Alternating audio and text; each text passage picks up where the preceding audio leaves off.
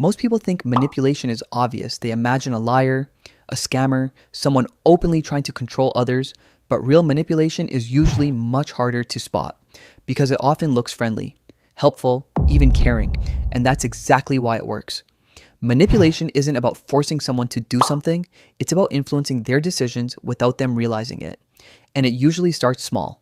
A favor, a request, a tiny compromise, something so minor that saying no feels unreasonable.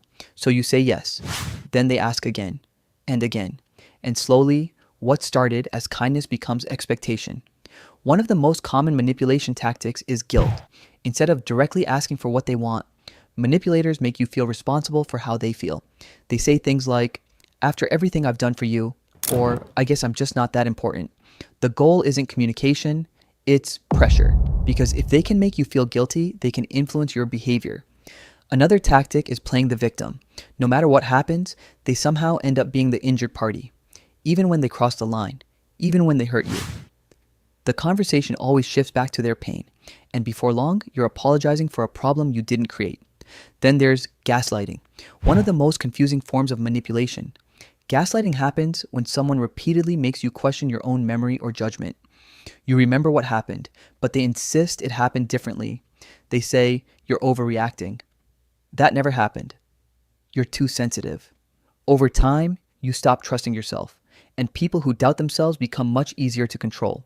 Manipulation can also happen through boundary testing. Most manipulators don't start by crossing a huge line.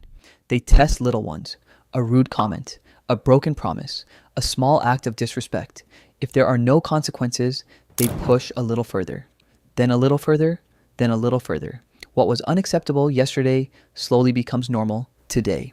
And that's why manipulation often feels gradual. It's not one big event.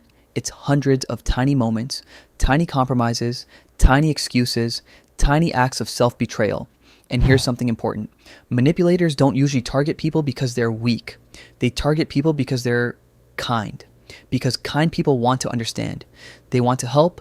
They want to avoid conflict. They give second chances, then third chances, then 10th chances. The problem is that some people mistake kindness for permission.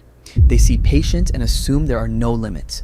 They see forgiveness and assume there are no consequences. That's why being nice doesn't automatically protect you. Sometimes it makes you more vulnerable. The solution isn't becoming rude. The solution isn't becoming cold. The solution is clarity, clear boundaries, clear standards, clear consequences. You can be compassionate and still say no. You can be understanding and still walk away. You can be kind and still protect yourself, because healthy people respect boundaries. Manipulative people fight them. And the moment someone gets angry because you stop tolerating bad behavior, they reveal exactly why that boundary was needed in the first place. Real kindness isn't sacrificing yourself for everyone else. Real kindness includes yourself too.